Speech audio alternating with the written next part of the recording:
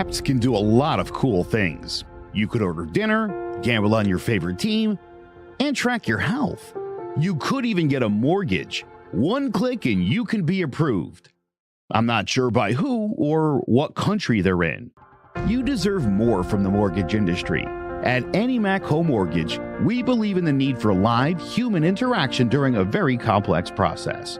The kind of service and guidance which an app simply can't provide. Our customers are more than credit scores and income documents. They're individuals and families who live in and strengthen our communities. Their story is our story, and that story begins in a home. Chris Sawyer is an expert on providing superior customer service and in meeting the mortgage needs of current and future home buyers. With over 18 years of experience in the industry, Chris is able to help customers migrate through the home buying and home financing process by using his wealth of knowledge as a well-qualified mortgage professional. And best of all, Chris is located in Cromwell, Connecticut, where he has helped hundreds of clients in Connecticut, Massachusetts, and Rhode Island make their dreams of home ownership a reality.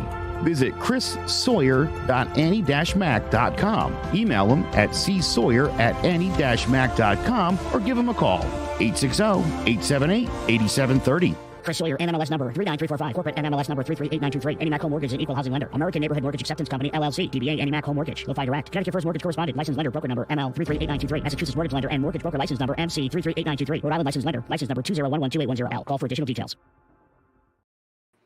Welcome to Sports Talk with R&J. I am Steve Risser along here with Justin D'Onofrio.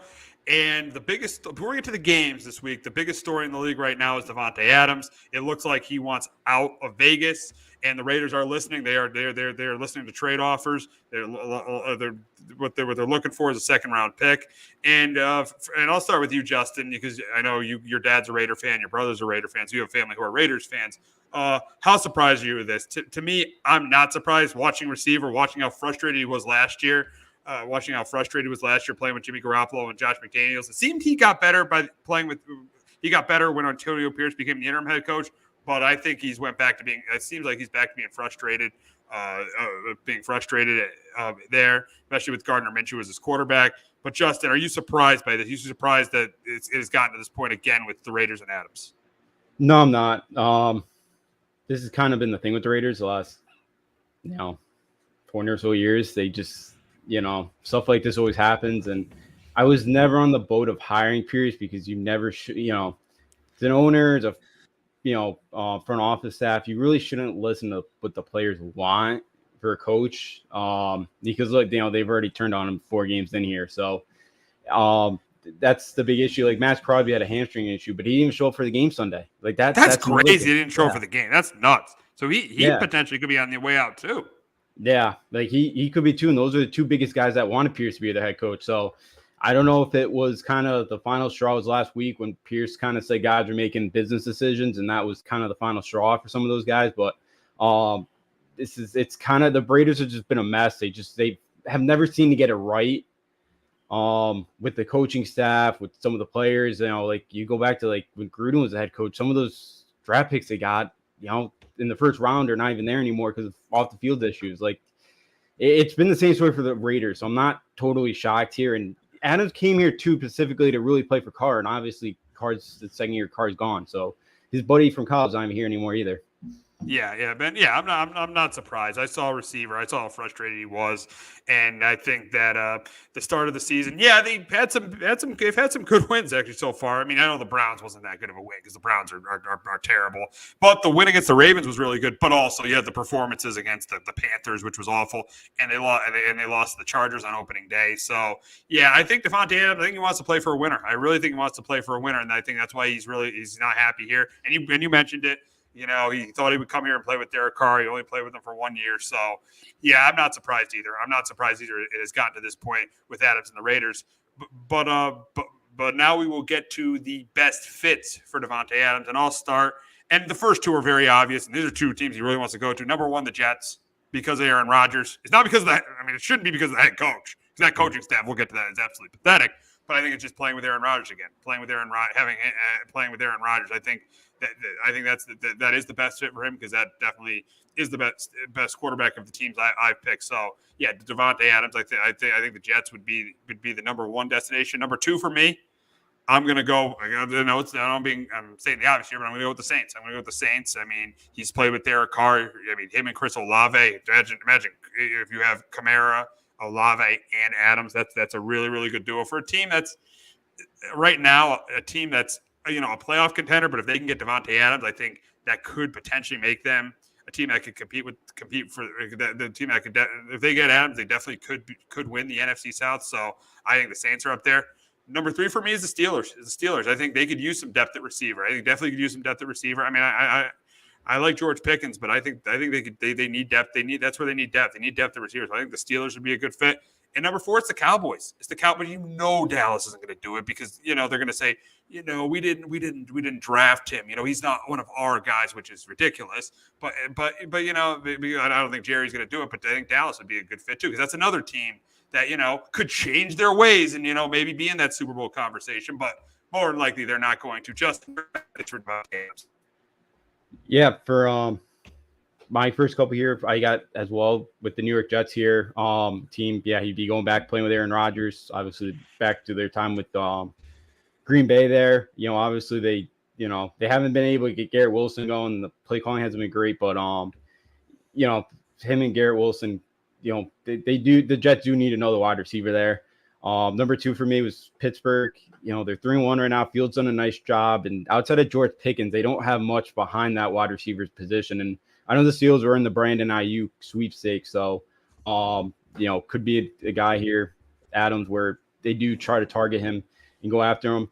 Number 3, I have the Commanders.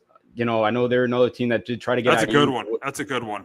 Yeah, the way their offenses looked, and I don't think it's out of the realm of possibility that they could win the NFC East right now. So no, I think they very easily could. The way Jaden Daniels was playing.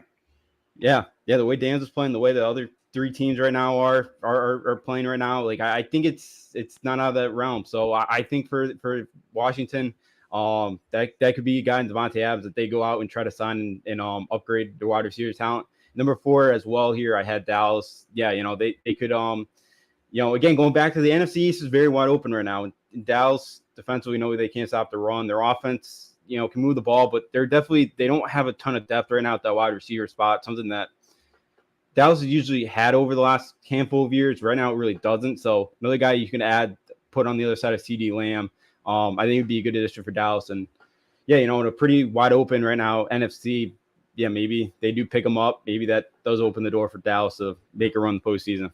Yeah, it definitely could. Yeah, I mean, those are good. Those are some. Yeah, we look at you said it, the Commanders, the Cowboys, the Steelers, and the Jets. Obviously, yeah, those are all really good fits for Adams. It just seems like again, Adams wants to play for a winner. He wants to play for. He doesn't have a Super Bowl ring. He wants to play for a team that's contending for a Super Bowl ring. Yeah, his time with the Raiders is done because even though the Raiders are 2-2, is it a really good 2-2? Let's be honest. I know they beat the Ravens. That was a really good win, but with Gardner Minshew, I just don't see this being more than, at best, a 7-win football team. Yeah, and I don't think Minshew's played that bad. Like, I think for most of the quarterback play that we've seen around the league, I think he's been better than most quarterbacks so far. But, yeah, like, there's talent on that offense. They haven't been able to run the football. If Matt Crosby doesn't come back, that really hurts their defense because their secondary isn't great. So, yeah, it's probably a team that maybe could get second place in that AFC West. But, yeah, it's probably like a 7-8 win team at most, and they do have talent. They just they need a little bit more, and would definitely need a quarterback for the future. Minshew's not it, but it's a team that's could hang around for the wild card spot till like December. It wouldn't surprise me. Yeah, that wouldn't surprise me. It wouldn't surprise me at all because I don't mind. I mean, their defense isn't playing up to their potential, but I wouldn't mind it because I still think their defense is decent. But yeah, I definitely don't think they're a playoff team, and they're absolutely not a Super Bowl contender. Just because we've talked about the Raiders and Adams, we'll just talk about the game quickly. Talk about this game between them and the Broncos. 2-2 Raiders, 2-2 Broncos. Broncos kind of a surprise. Their defense definitely been a surprise. The last two, they allowed 7 points to the Bucs. 9 points to the Jets. So their defense, Patrick Surtain's a stud, but right outside of that, it's kind of a no-name defense playing really well. Vance Joseph has his defense playing well. Raiders probably going to be without Max Crosby and Devontae Adams again. I think it's a close competitive game, but I think it's going to be the defense of Denver makes the difference. That's why I got the Broncos go to 3-2. Surprising going to 3-2, winning this game 19-16. But Justin, can the Raiders overcome every other issues and have a winning record after 5 weeks? I think they do. I get the Raiders 16-13. Wow. They've won 8 of the last 9 against the Broncos. So I think it's a confident group that kind of believes that they can beat the Broncos. And yeah, their Broncos defense have been playing really, really well. But like their offense is not great. Like they had -7 passing yards on Sunday at halftime with Bo Nix. Like their offense hasn't done much. So I think, with I'll take Minshew as a better quarterback in this game. And their offense is a little bit more than Denver's. And I think, the Raiders defense is good enough to slow down the Broncos offense. And I'll take the Raiders to go yet again to Mile High and knock off Denver. Yeah, they have owned Denver over the last couple of years, that's for sure. But we will move to the Thursday night game between the Bucs and the Falcons. Bucs coming in at 3-1. Falcons coming in at 2-2. Falcons a little lucky last week to win that game. You had the play on special team. You had the pick six from Derek Carr, and then you had that pass interference from Paulson Adebo late in the game. But they were able to pull out a game they needed to pull out, beating the Saints 26-24. Bucs very impressive over the Eagles. We win that game 33-16. And I think this is a tough competitive NFC South battle. But I'm going to take the team with the quarterback that's playing better, and that's Baker Mayfield. And I think they've been able to run the ball better this year with Bucky Irving and Rashad White. They'll be able to run the football better. I think they'll be able to run the ball pretty well. I think Baker will throw a couple touchdowns. I do think Cousins will move the ball, but I think the Bucs defense is going to force him to kick field goals. I think it's going to come down to the end with the ball in Cousins' hands, and I think that Bucs defense is going to make a play. And that's why I got the Bucs. The Bucs going to 4-1, beating the Falcons 24-19. But Justin, can Cousins and the Falcons get even with the Bucs in the NFC South? I have the Buccaneers as well here, 23-20. I thought Denver defensively last week did a really nice job. I kind of went the Eagles. I didn't know how healthy Tampa Bay was going to be last week, but they got a couple guys back, and defensively they played really well. And it was 250-0 yardage wise. The Bucs were up early in that game. Like they dominated that game early, and yeah, you can argue the Falcons really could be 0-4 right now. Yeah, they got lucky to win both their games. So I really like the way Tampa Bay's been playing, and yeah, Bucky Irvin's been a really nice pickup. The draft pick out of Oregon here, and I do like the way Baker Mayfield's playing, and I do think Chris Godwin has a pretty good game in this one, and they do go up to Atlanta and knock out the Falcons. Yeah, I think it's a close. I think it's a close competitive game. But yeah, I think Tampa Bay wins. And the big question is right now: do you see Tampa Bay as a Super Bowl contender? Do you put them there with the Niners, with the Lions, with I'd say the Vikings, with the Packers? Do you put them in that conversation as a Super Bowl contender? Do you put them in that conversation with those teams? I do, and here's why I do. I really like the play of Baker Mayfield. I think the defense is pretty good, and they're going to get Antoine Winfield back. Don't forget that. And they beat the Lions without Antoine Winfield. I like the skill guys. I think they run the football better. Even with Todd Bowles, their head coach, I'm going to say yes. I have them there for now because the NFC is like so wide open right now because we know the Niners are so banged up. The Eagles really haven't figured it out. The Lions look better, on Monday night. The Packers, Love was hurt. Can you really trust the Vikings? Like, I know the Vikings are off to a great start, but it is the Vikings. Like, they always find some, classic way to lose. Some Vikings win the playoffs. So I have to put them there, yes, because they're probably going to win the division at this point. I know Atlanta's schedule is going to get a lot easier from this point on. But yeah, if they can win the division, and go, I could see them going to run because they are going to get healthy. Their defense is playing well. I don't really trust Todd Bowles, and you do have guys here that were there during the Tom Brady era that do know how to win a Super Bowl, so I think that helps. So yeah, for right now, I do have to put them there, but it is something I'm still not totally bought in. It's more of the way the NFC looks at the moment. Yeah. You got a good point there, but you said it though.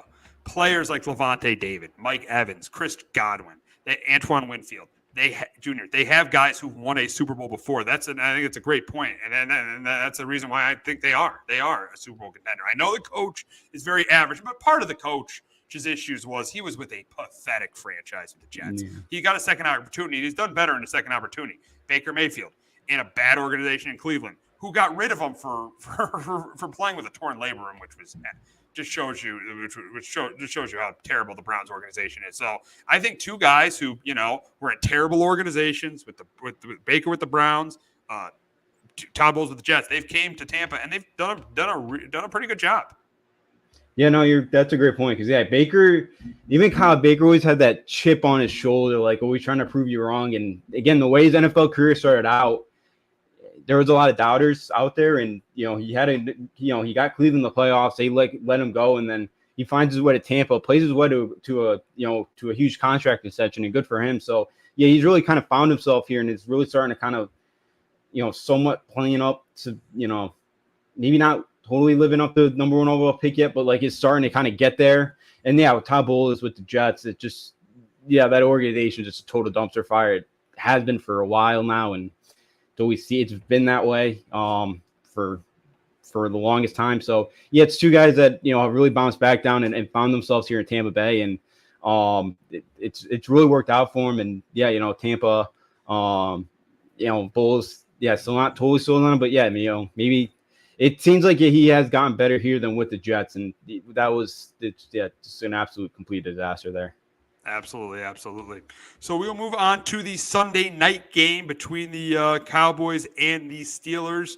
And the Cowboys coming to this game really, really banged up without DeMarcus Lawrence and without Micah Parsons. And I think the Steelers are going to control this game, and they're going to do what the Giants didn't do. They're going to control this game on the ground. I think Najee Harris is going to have a big day. I think he's going to rush for over 100 yards. I think Justin Fields is going to be able to manage. This will be a game that when Justin Fields has got to win a game, he's not winning the game. As he proved last week when he had the ball down 3 late in the game and he didn't get it done. When Justin Fields has got to win the game, he's not going to win the game. But I think this is a game that Justin Fields only is going to have to manage. He'll only have to manage this game. I don't think he'll turn the ball over. I do think the Steelers force a turnover on Dak, and I think it comes down to the end where the Steelers defense makes a big play and they end up winning this game. And I got the Steelers here. I got the Steelers beating the Cowboys 23-17. But Justin, can Dak carry the Cowboys to another primetime win just like he did last week?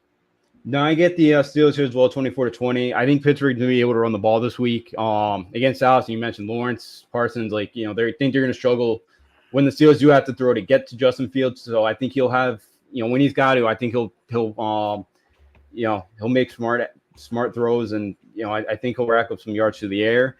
But yeah, I think Dallas is just such an undisciplined team as well that will cost them. And you're playing a Steelers team that under Tomlin is usually pretty disciplined in that. So I think Steelers will won't shoot themselves in the foot like Dallas might in this one. So yeah, I got Pittsburgh in this one, just being able to run the ball, control the clock. Exactly. And the big question is with the Cowboys, 2 edge rushers out, and they're going to be out for a while. I think they're both going to be out for 3 to 4 weeks, and they got 3 tough games in that stretch. Do you think the Cowboys are still? I thought they were a playoff team to start the season. You thought? I don't know. No, you had them out of the playoffs. Yeah, but I thought they were a playoff team.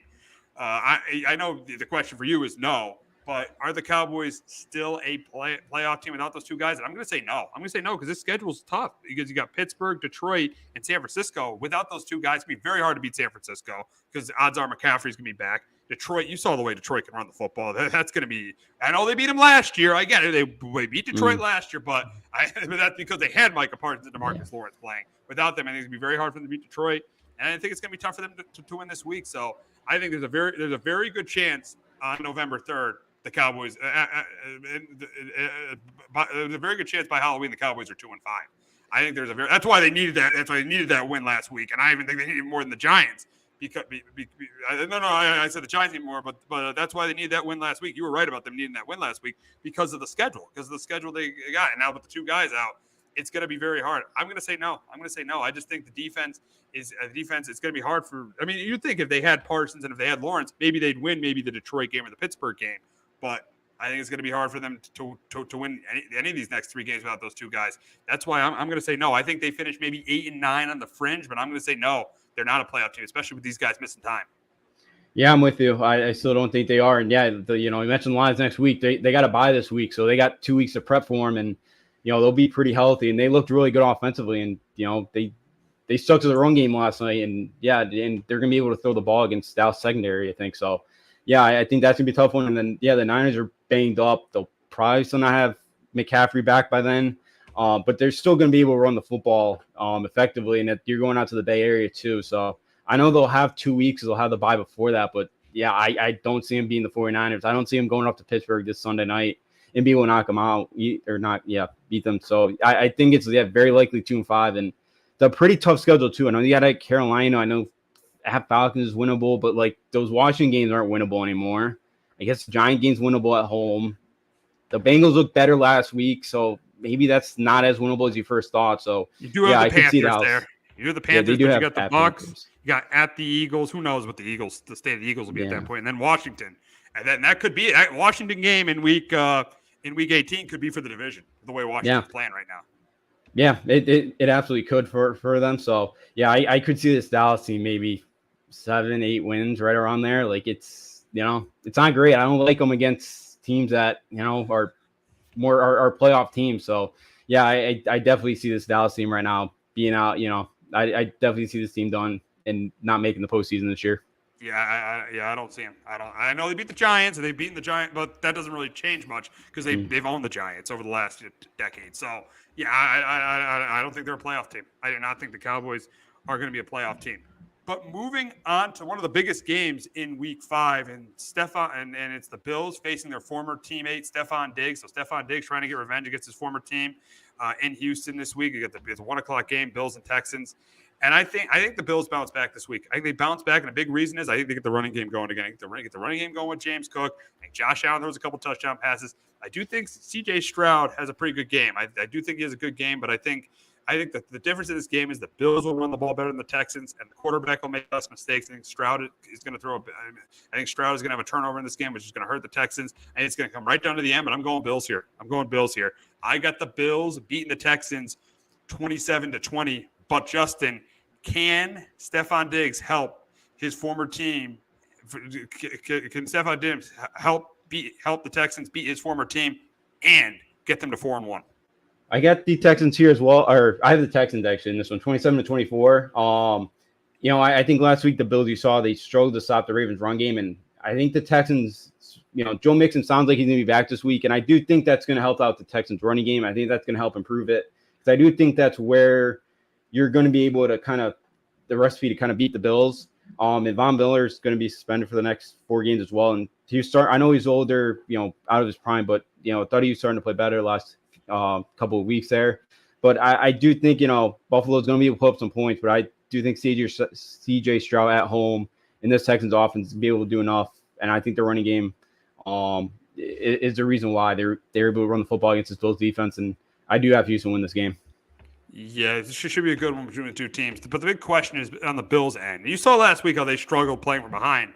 Did the Bills make a mistake trading Stephon Diggs?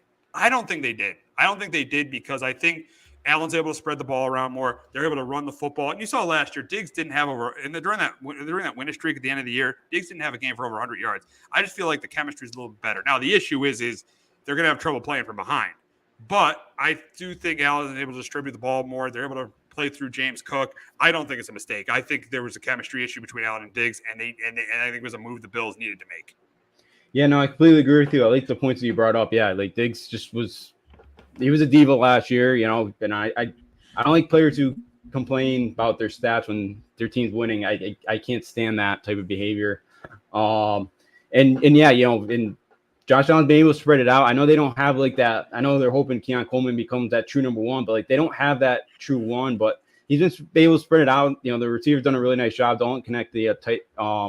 Kincaid is the second-year player at Utah has had a pretty nice season at the tight end spot. So Allen's really cut down the turnover as well. So I do think the Bills. I don't think the Bills have any regrets of trading away at Stephon Diggs. Yeah, I don't think so either. I think they're going to win it looks like they're going to win the division again. Looking at the state of the Jets, looking at the state of the Dolphins, and obviously the Patriots, I think it looks like they're going to win the division again. The only issue with not having a guy like that and having a rookie like Keon Coleman as your best receiver is how is that team going to match up with a team like a Kansas City? But the thing is, Kansas City's got a lot of injuries at the receiver position. So yeah, and Baltimore, yeah, they beat them, but you never know. The next game could be a really close game. So yeah, I mean, I think it was the right move. I think it was the right move going forward. And Josh Allen is still having an MVP season. So yeah, I think the Bills definitely made the right move trading Stephon Diggs. But we'll move on to the top team in the AFC on Monday Night Football. They host the New Orleans Saints. And without the receivers, I think it's going to be another one of these Chief wins this year, which I think is a little bit ugly. I think it's going to be a little bit ugly. But I think this Chief defense, which is very underrated defense. I think they have a really good game containing Kamara. I think they forced a turnover from Josh Allen. I think Patrick Mahomes, again, especially with so many guys banged up on offense, he does enough to find a way to win. And that's why I got the Chiefs going to 5-0, beating them 21-13. But Justin, can Derek Carr and the Saints hand the Chiefs their first loss of the year? They think they have a chance going to Arrowhead, but I had Chiefs 20-16. Derek Carr's played in that stadium many times as a Raider, and he's played pretty well there in his career. There's a couple of times, so I don't think he's going to be too I don't think the noise is going to get to him. I think he knows what he's walking into there Monday night. But I think the one guy that could really put pressure on Carr is Chris Jones, and if he does that, I do see Derek Carr making a turnover too. But they can protect the football, run the ball well enough, and their defense, I think, keeps them in the game. Because the Saints, you could argue, is 4-0 too. Like, they had that passing interference call last week. They had the busted coverage there. Dallas Goedert playing week 3, and the Eagles scored the touchdown there. So, like, the Saints team could be 4-0. A couple of things went against their way, and maybe they find a way this week to win a close one. But it seems like the Chiefs always find a way to win a close football game. So, I think at Monday night they do find a way to continue to do the same thing.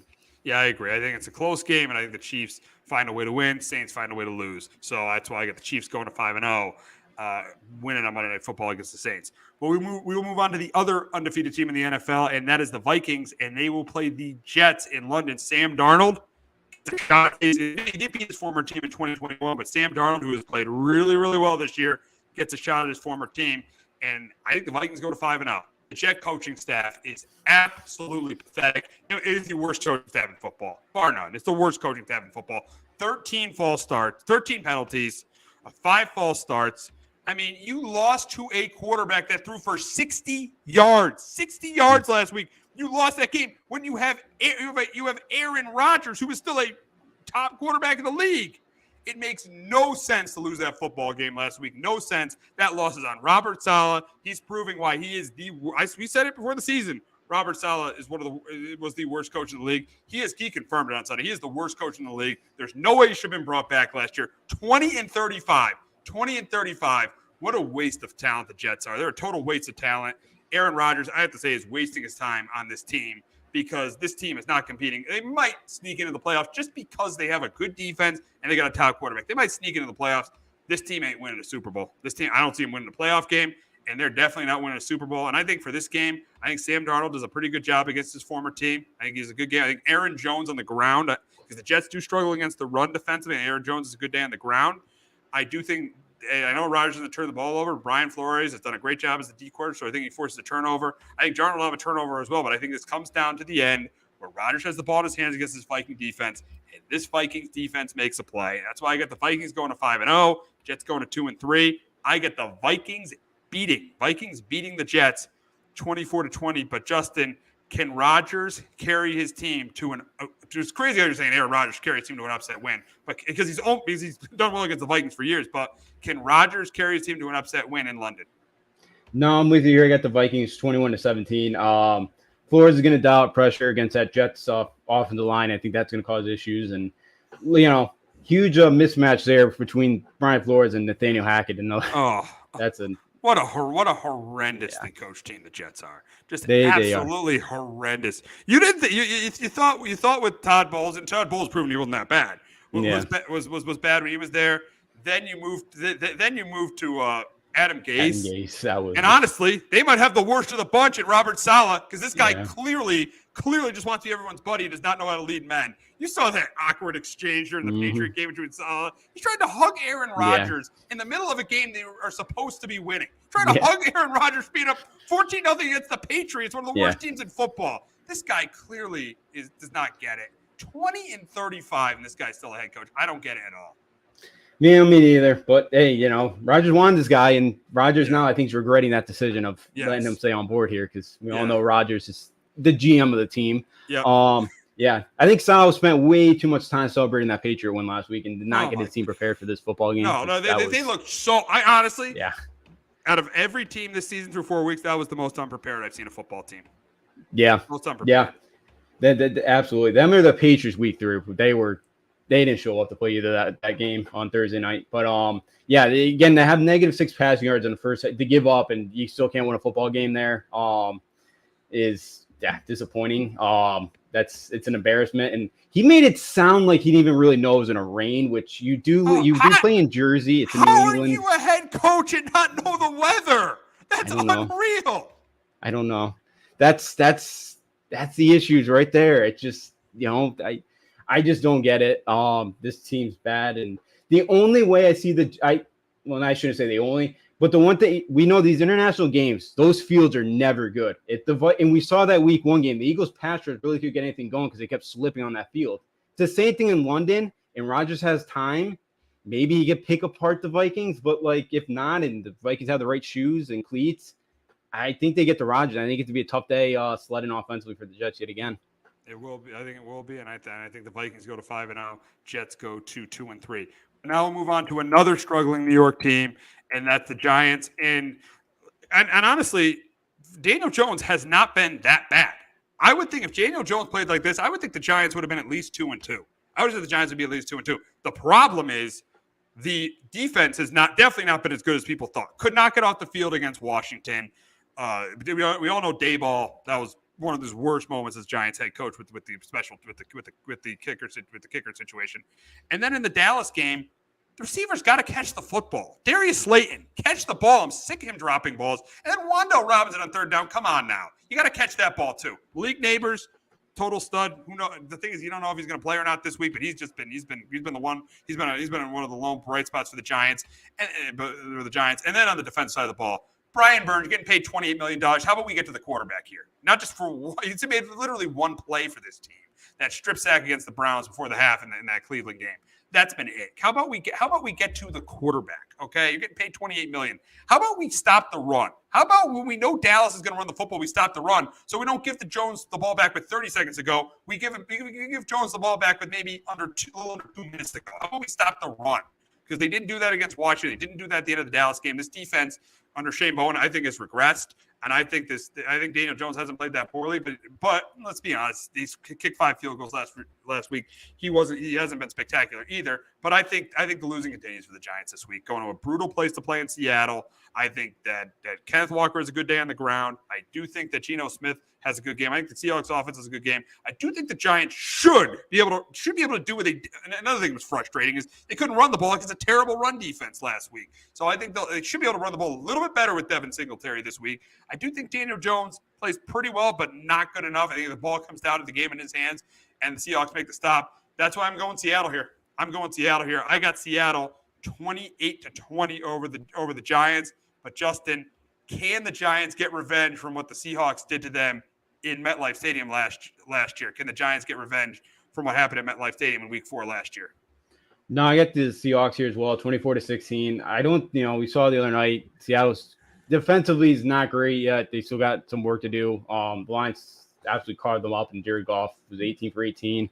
Daniel Jones hasn't been awful. The one thing I would say is can't throw like 20-25 yards on field anymore. That's a great point. That's a great point because he missed Slayton on a couple deep. Yeah. He missed Slayton on 2 deep balls on last Thursday. Yeah. The deep ball is a problem with Daniel Jones. That's the reason why they're probably going to move on from him at the end of the year if this team has a losing record, because the deep ball is a problem. And for me, I thought he threw the deep ball pretty well a couple years ago. But I think the problem is maybe, and I think the offensive line's been another bright spot. It's been better, but maybe it's the line. Maybe he's because he's been hit so many times. Maybe he's a little off schedule. But yeah, his deep ball accuracy is definitely a problem. I'll give you that. Yeah, I think maybe is it the neck injury? Maybe the neck injury. I could see. Yeah, I could see that. Yeah. Didn't that affect Payton too? But I know Payton was older at that point. But didn't that affect Payton for a little bit too? It did. It definitely affected Payton. Maybe that's the reason why. But yeah, that's he hasn't been awful. I don't think you totally can blame him for the Giants' losses right now. But yeah, I think they can move the ball. I just think they'll settle for field goals more in this game, and I do think Seattle's gonna be able to score more touchdowns in this one. And I do think Seattle at home, that place is always tough, and I do think they bounce back and. They do beat the Giants by 8 points here on Sunday.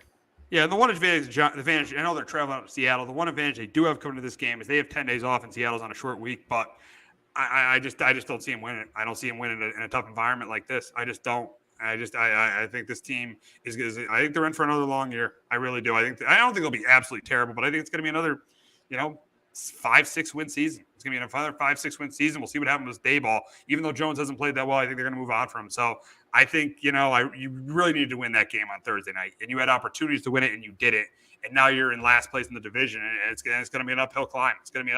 So, yeah, I think this Giant team is in for a long season, and then they got to show me now.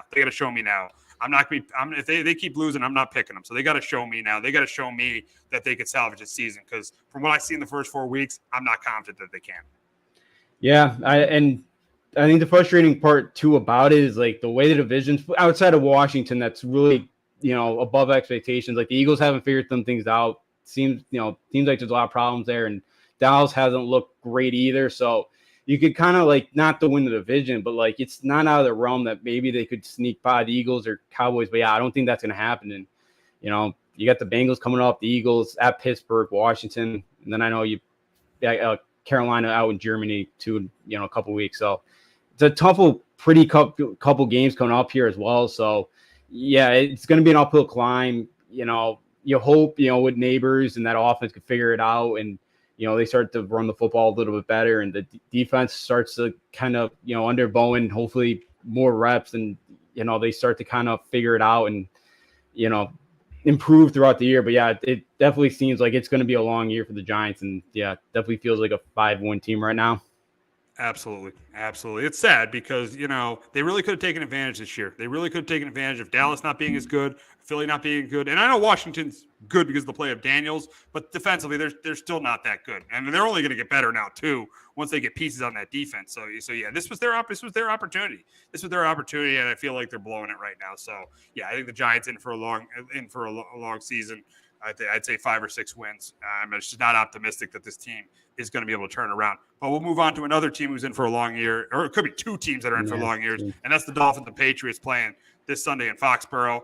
And who knows who's going to win this game? I mean, honestly, these offenses have been absolutely pathetic lately. The Dolphins with Tyler Huntley Monday night, they were awful against the Titans. The Patriots, they've been poor offensively pretty much all season long offensively. Their only really good game offensively, I would say it was a good game, was that Seattle game where they scored 20 points. I mean, the Patriots have had one of the worst offenses in football, one of the most unwatchable teams in football over the last 2 years. And if they continue to try out Jacoby Brissett on the field, they're going to continue to be unwatchable. That's why I think it makes no sense that Brissett's. I know you want Brissett to play because of the state of the offensive line. I think it's time to hand the ball to Drake May. This is a spot where they could win. This is about where they can win. They're facing Tyler Huntley and the Dolphins, an offense that's terrible. You don't have to score that many points to win this game. You could score 17 points and win this game. So I don't really get why Drake May isn't starting in this game. And that's why I'm picking against the Patriots. Even though the Dolphins have been awful since week 1, the Dolphins have been terrible. But I'm going to go with them here. I think A-Chain does enough on the ground. I think Huntley makes enough plays. I think they turn the ball over from Brissett a couple times. And let me tell you, if they lose this game, they need to go to Drake May. They're just wasting their time with Jacoby Brissett. But I'm going Dolphins here, 17-13. But Justin, I know you've been very, very adamant with not having Drake May play. But is it time now? No, I'm not there. Now with David Andrews going to be shoulder injury, he's done for the year. He said he's going to come back in 2025. But now you're down another offensive lineman. Our starting offensive lineman was horrendous to start with. Now we're playing backups. Again, I don't like Drake May is not coming and giving you a spark. There's no wide receivers. There's no offensive line. He's set up to fail yet again, like Mac Jones was. It's going to be the same. I get it. Play him in November, December. Do not play him for a majority of the year where his numbers are going to stink. He's probably going to lose confidence. There's no, like they have $40 million left in the bank, and they did nothing to help him out. They knew this was the direction they were going in, and they did nothing. Nothing about it. Kendrick Bourne coming back is okay, but he's not a true number 1. He's not. They don't have a Malik Neighbors that's sitting there. That's why part of me wanted a Marvin Harris at number 3. Start to build something first, and then, but I start to build, because, and then the other thing is there's no, like, it's not like we have any good up and coming kind of linemen that we're watching the potential wise on the offensive line to help out either. Like, again, it's not good, and it's not going to get any better with Drake May behind center. It's just not. And Brissett hasn't been awful either. Like, he made that one bad interception to Warner there on Sunday, but like, he hasn't been great, but he hasn't been horrible. And he's getting $8 million, and Kraft should pay him about $15 million because he's not getting enough for how much he's getting hit. He's going to get hurt at some point for how many hits he's taking, but I don't see the point of just having him go in there. And just with this offensive line, this weapons, and kind of saying, here you go, good luck. We're not, again, I said it last week. It's not like Cliff Kingsbury's coaching this offense. It's Alex Van Pelt who got fired of the Browns. It's not that good. Not a big fan of him right now. but what can he do? I guess. But I just, again, we won't. They're going 1-16. They're not beating anybody else. They're just not. Wow. Let me tell you, if they go 1-16, it could be honestly, I know it's 1 year. It could be the end of Elliott Wolf and Gerard Mayo. That'd be fine with me. It could be the end. It could be the end of those guys. I mean, they got to go at least, I think, 3-14, 4-13. Like, say they get blown out this week to Miami, who's looked terrible since Tua went down. They're in a territory where this thing could get really, really bad, where these guys won't last the season. So they got to be competitive. They don't need to win, but they need to be competitive this week against a Miami team they need to be within one score. I feel like they got to be within one score. And for the Drake May thing, I just think the Patriots are wasted. I mean, they need to break this guy in. They need to break this guy in so he has enough reps to when they should spend a bunch of money next year and put a capable team around him that the guy has reps where he could play, like and to be on schedule. Right now, I think the Patriots are going to be are behind schedule, not playing Drake in this rebuild, not playing Drake May, and I think if they continue to sit him, they're going to be even more behind schedule, not playing Drake May. I get that he's got to play game reps and practice and do it all. Again, it's just he's going to get killed and he's going to lose confidence. There's no way he's coming in here and making an impact on this offense. He's just not. Again, you can't ask any quarterback to come in here and make an impact. It's impossible with the way they've built this thing. Again, they keep saying next year we'll do it. Next year. Why didn't you do it this year? Again, then Mayo and Wolf are sitting there like they're throwing shit at like Belichick for the way it's built. You signed all of his players this offseason. So what are we doing? Instead of improving the offensive line. Yeah. Again, stop making the excuses and go out and do something about it. And they're not. Yeah, I thought maybe the culture was changing after 2 weeks, but it's clearly not. It's clearly excuse making right now. Yep. And I wouldn't mind if they're gone in 1 year, but Kraft really likes Mayo, and he loved him 5 years ago, so I can't imagine he's going to get rid of him after 1 year. I just can't. But if they do go 1-16, that shows he's inept as a head coach, and wasn't ready to be a head coach, and this was a mistake, not going outside the organization hiring somebody. Yeah, I was for that all along. I wanted Mike Vrabel. I even kind of wanted Florida. I know what things did in Miami, but I wanted somebody who's been through this before and like knows you're throwing a first-year coach in this situation. It never was going to help. It just never was. So yeah, it's a complete embarrassment. They couldn't beat a JV team, and the defense has been playing that good. Again, we made the Jets look like the greatest show on turf 2 weeks ago. And I've heard there's been freelancing on defense too. I heard from, I think Gauchow was on WEI. He was saying there's been freelancing on defense as well. Yeah, that's not great either. It's just not. Again, 20-10, you got that fumble and the touchdown start second half. Defense got to make a stop there. What did the Niners do? Go right down the field on you. You go down 17. So the defense hasn't even been that great. And again, I knew it wasn't. Again, it was a lot to ask because last year they didn't play great early, and Bill Belichick fixed that defense. Bill Belichick ain't here anymore. Gerard Mayo is not Bill Belichick, so not shocked. And I think Tyler Huntley plays pretty well because I'd be shocked if the Patriots score more than 20 points again this year. I think it's possible. Wow. Unless they're excluding defensive touchdowns and special team touchdowns, their offense will not score 20 points in a game. Wow. It's not going to happen. Because they think they did it like 2 times last year. They didn't score more than 20 against Seattle because it was 23-20. Yeah, so this offense is pathetic. Probably the worst team in the league. Probably one of the worst, probably the most unwatchable teams in the league right now. And it's just bad. It's just bad in New England, and they got to turn it around. I think it'll start against Miami. They got a good opportunity. I think personally they're missing a chance to try to turn things around. Not playing Drake May. You don't want him in, but we agree to disagree there. And I think it's going to be another rough day for the Patriots. I think they go to 1-4. I think the Dolphins go to 2-3, winning 17-13 over the Patriots. But we will move on to a big AFC North matchup, a game the Bengals got to win. You get the Bengals in Cincinnati at home hosting the Ravens. I think this is going to be a really good game. I think the Derrick Henry's going to have a good game on the ground, and I do think the Bengal defense is going to tighten. I know I'm it's a little risky saying that because they haven't been good. But I think they're going to tighten up and they get between the 20s and force some field goals. I think Joe Burrow is going to have another big game. I'm going Bengals here just because they need to have it. If they lose this game, they're in big trouble. They could potentially be 3 games out in the AFC North. I think they need this win really, really badly. That's why I got the Bengals win. Massive swing game because if the Ravens win, they're 3-2. The Bengals are 1-4. If the Bengals win, they're both 2-3. So a massive swing game here in the AFC North. That's why I'm going with the Bengals here 27-23. But Justin, Derrick Henry's been great the last 2 weeks. Can he continue to be great and help the Ravens win their third in a row? Yeah, I got the Ravens here 20-23. I just think the Bengals are soft up front. And again, going back to Patriots, like we saw what the Patriots did to them week 1. Their defense, the Bengals defense is not that good. And I think the Rangers defense is garbage. Their defense is terrible. Outside of Trey Hendrickson, their defense is terrible. Yeah, it is. It's not played well right now. And I think the Ravens will be able to run the football over them again. And like they had some success last week against the Bills. So, and I think the Bengals are going to move the ball through the air against the Ravens secondary. I think Burrow's going to have a pretty big day. It looks like they figured some things out last week offensively. It was against the Panthers that, really banged up right now on the defensive end of the field. But I'm going to take the Ravens on the road here. I just,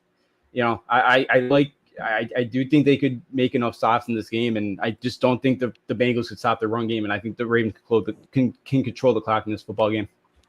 We got a matchup in Washington between the Browns and the Commanders, and I think the Commanders win this. I think they win it convincingly. I got them 28-17. Clearly got the better quarterback. Jaden Daniels has been playing great. I think the Browns defense is good. I think he plays pretty well. I do think the Commanders defense forces a turnover from Deshaun Watson. Deshaun Watson's just been absolutely terrible. What a terrible contract that is. What a horrible contract. He could potentially cost a 2-time Coach of the Year his job. That's how pathetic Deshaun Watson has been. And I think he's going to struggle again. I think Jaden Daniels is going to play well. And I got the Commanders winning this by 2. It's funny how you're picking the Commanders to win a game by 2 scores. But I'm going Commanders by 2 scores here. I got them 28-17 over the Browns. But Justin, can Myles Garrett, it's going to have to be Myles Garrett. Can Myles Garrett have a huge day and help the Browns pull an upset in D.C., in Landover, Maryland on Sunday? I could see it. I get the Commanders 24-17 because it is a desperation spot here for the Browns. Like they desperately need a win if they want any hopes here of keeping pace for a playoff spot in the AFC right now. So, and not falling way behind here in the North Division. So I could see it if Garrett could be a game wrecker. Watson wasn't great last week, but I thought he wasn't great, but I thought he was okay. But I just like the way Daniels is playing.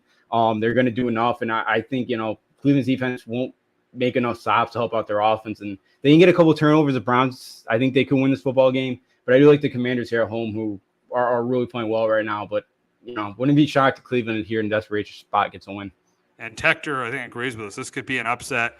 Browns are 0-2 against the NFC so far. I could see an upset because of the Browns defense. Because let's say Jaden Daniels played great. Right now, he's clearly the offensive rookie of the year. He played great the last 3 weeks. I mean, he played great. He played really well against the Giants. He played pretty well against the Giants, outstanding against the Bengals, and outstanding against the Cardinals. But the issue is, those are 3 defenses that are in the bottom half of the league. He struggled against the Bucs, whose defense is pretty good. This Browns defense, I know the quarterback is garbage. This Browns defense is good. This will be this might be the best defense he's faced. So I could see an upset. Here. I just think with everything going on in Cleveland, I think Washington's got all the momentum. Cleveland's got no momentum. That's why I think Washington wins. But I could see an upset happening. Yeah, I could totally see it. If Watson, they're able to run the football. I don't see I could see the Browns getting the upset here, but I think it'd be pretty tough, and I just don't trust their offense to be able to put enough here. And we got another comment from Hector. He said, sorry to backtrack, which is totally excusable. Thank you for listening to the show. He said, sorry to backtrack. I was driving. Keep in mind, Miami has not led it. That's a great stat right here. Wow. Miami has not led at any point this. Yeah, they did. They did win the Jaguar game, and they've not led in a game at any point this season. That's a great stat. And I saw that stat the other day. You've seen teams that haven't led in a season that have what those teams ended up being, like the Browns in 2017. I think it was the same thing through 4 weeks. They didn't have a lead in 2017. They didn't even win a game. The Chiefs in 2012, they went 2-14. The Texans in 2015 and 2005, they went 2-15. So that's a really, really good stat. Something to keep your eye on for Miami, especially if Tua doesn't come back. This thing could fall apart. Yeah. Because he's 1-6 now, Mike McDaniel is without Tua. So I know I was kind of like, man, is it that contract worth it? But I think he's a lot more valuable than I think we thought, because McDaniel's contract, or McDaniel, has not been great without Tua. And again, have the Dolphins ever under McDaniel run of like a 4th and 1 or 3rd and 1? They go like up the middle. Like everything's a sweep with them. Like everything's a sweep. So it's just, that locker room, I think, is falling apart. And I think we've talked about it. He's not a great leader of men. He's another, I wouldn't even say great play caller now. I don't even think he's that right now. With all the weapons they have, and Tyler Huntley's not awful. Like, this team should be better with what the record says it is. So, yeah, things could really fall apart right now in Miami, and yeah, it's the problem right now. Oh, you're definitely right about that. Things could definitely fall apart in Miami. But moving on from one quarterback that got paid this offseason, another quarterback who's gotten paid, who has completely underperformed. That's Trevor Lawrence and the Jaguars. And they're the only team in the NFL not to have a win this year. Trevor Lawrence has not played well. Doug Peterson, it was asked a question after the game, after their loss to the Texans, that are you nervous about your job security? It obviously was yes, but he's got to give that answer. It's a weird question. Well, obviously, he's afraid of his job security because he's 0-4 right now with a quarterback that the organization made a major investment in the offseason. But for the game, I do think this is the week. I don't think there'll be any more winless teams after week 5. I do think they're going to win this because I think the ground game of ETN, I think they'll be able to control the ground game. I think Lawrence will play pretty well. And I don't know if Anthony Richardson's going to play, but I think Joe Flacco will do a decent job. But I think if it's Flacco or Richardson, the Jags defense will force one of them to beat him. I think it's close and competitive. It comes down to the end, but I'm going to go with Jacksonville here. I'm going to go Jacksonville here to get their first win. I got the Jags beating the Colts 23-20. But Justin, can the Colts win their third in a row and drop Jacksonville to 0-5? I think they do here. I got Indy here 24-20.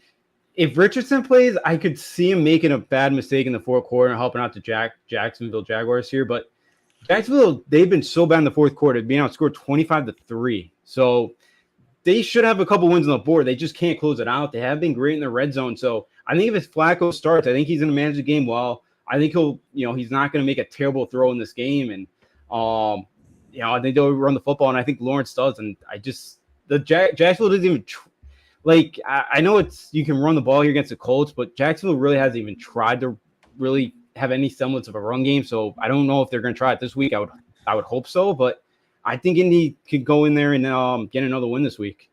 I could see Indy winning. I just think Jacksonville's desperate, and I think they get a win. They get a win at home against the Colts. But we'll move on to an NFC matchup in Chicago as we got the Panthers taking on the Bears, and this is a matchup of a trade that happened 2 years ago, which we know which team got the much better end of that trade, and that's the Chicago Bears. And I think this game is close and competitive. But another game where I think Caleb Williams manages, and I think it's another game that the Bears win. I think he manages it, they win, because the defense played pretty well for the Bears. I think he manages it, they win. I think they're able to run the ball with Swift. I do think they force a turnover or two from Dalton. I think it comes down to the end, but I think this Bears defense makes a play at the end, and that's why I got the Bears here. I got the Bears win to 20-13 over the Panthers. But this week too, Dalton faces his former team, but this time can he beat his former team? Unlike last week. Yeah, I'm going to take Carolina 23-17. Whoa! Yeah, I know they're banged up. I know Shaq Thomas is out in defense for Carolina. I don't love this Bears offense. It's not great. Believe it or not, though, the Bears do have the longest home winning streak right now in the NFL at 7. I did not realize that when I saw that. I was kind of surprised. Not guessed that, but I think Andy Dalton plays well, and I think they're starting to get a running game going. Chuba Hubbard back-to-back weeks with over 100 rushing yards, so I think they can get the ground game going a bit. I think Caleb throws an interception or two in this one. But I do think Carolina's offense plays well enough to win this one. And their offensive line did protect Andy Dalton. The Panthers' O-line did protect Dalton pretty well last week. So they can do it again. I do think Dalton could have some success in this game. And I'll take Carolina to go on the road and knock off Chicago. Yeah, it should be an interesting game between those two teams on Sunday. Now we will talk about another NFC matchup, and that is in LA as the Packers take on the Rams, which let's be honest, it's a Packer home game in LA. Seeing the way the Rams are playing, and I think the Packers win this because I saw the way that Jordan Love played in the second half. I think he continues to play well, especially against the Rams defense. Let me tell you, without Aaron Donald, is not good. It's not good. Aaron Donald, I mean, the impact he had on that Rams defense was pretty amazing. So I think the Packers run the ball with Josh Jacobs. I think that Love throws a couple touchdowns. I think without Nakua and Kupp, I think the Rams offense struggles again. And I got the Rams winning this. I got the Packers winning this by 2 scores. I got the Packers 30-17 over the Rams. But Justin, can Stafford carry this Rams team to an upset win? I don't think so. He's getting destroyed out there. I got the Packers 27-20. He's taking a lot of beatings. Maybe there's a team interested, but they had a quarterback. Would they trade for Stafford? Because I'm like, there's not many, for Rams. Is it kind of over for him? If, Cooper and Nakua are hurt. Like I could see he's owed a lot of money in the next couple of years. You try to, reset at the quarterback spot there, get some assets for him. But I think the Packers will be able to run all over the Rams. And LA did move the ball last week in Chicago, but every time they settled for a field goal in that game. So I think the Rams could move the ball a little bit here against Green Bay, but I just don't think enough. I don't think their defense is just good enough to hold the Packers, enough here to kind of keep their offense in it. I do think Jordan Love plays well, and they do run the ball pretty well in this game, and Packers get to win in LA. All right, we'll wrap up talking about the Cardinals and the Niners. Niners last week looked like against the Patriots. They only playing the Patriots, but they look like they're back on track, being one of the top teams in the NFC, and I think it continues this week. Purdy plays well. Ground game is good. Forced a turnover or two from Kyler, and that's why I get the Niners winning this one by 2 scores. I got the 49ers win at 31-17. But, Justin, can Kyler Murray somehow find a way to pull a big upset? Can Kyler Murray find a way to pull off a big upset in Santa Clara this week? I'm with you here with the Niners. They had them 28-21. The Niners are pretty banged up, so I could see the Arizona being able to put up some points and keeping it close. So that played pretty well, but was that because of the Patriots? But Arizona the last couple of weeks, they really struggled to move the ball in the second half. So can they kind of get out of that funk that they've been in? Because I do think they could put up some points in this one. Because the Niners defense hasn't been great. They've been, teams have kind of been able to move the ball against them a little bit. So I could see Arizona being able to do that. I just don't think their defense makes enough stops for them, and I do think San Francisco wins by a touchdown. Yeah, I think San Francisco wins this one by 2 scores. But that's going to wrap it up for this edition of Sports Talk with R&J. For Justin D'Onofrio, I'm Steve Risser, but make sure you tune in about 10 minutes as the baseball playoffs start. We'll be talking about them. You got college football heading into week 6. We're heading to week 6 of the college football season. We'll be talking about that. And we had a big trade in the NBA, and the Knicks picked up a really, really good player. So we'll be talking about that too. So make sure you tune in for that. Hello, my name is Joe Aguirre. I'm the president of Clovercrest Media Group. And here at CMG, we have a wide variety of podcasts, including sports shows like Keys to the City, The Roll Call, Throwing Jabs, All 4 Downs, and Jawing About the G-Men. And great true crime shows like Sticky Week, Crimes and Consequences, Ivy League Murders, and Burn, the unsolved murder of David Eichmann. You can find all these podcasts and so much more by visiting clovercrestmedia.com.